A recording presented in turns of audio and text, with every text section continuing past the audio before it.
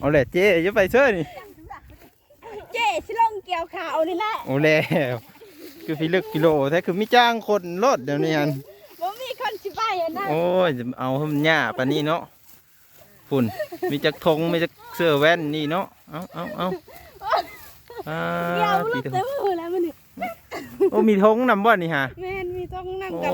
กระเป๋าก ระเป๋าเงินเนาะ แม่นครับเป็นเจ๊เด้ โอ้พอสิจ้างคนก็มีจ้างเนาะ จ้างแล้ว2คนคนงาน คนงานเนาะ คนงานบ่หลายนะ โอ้นั่นเนาะ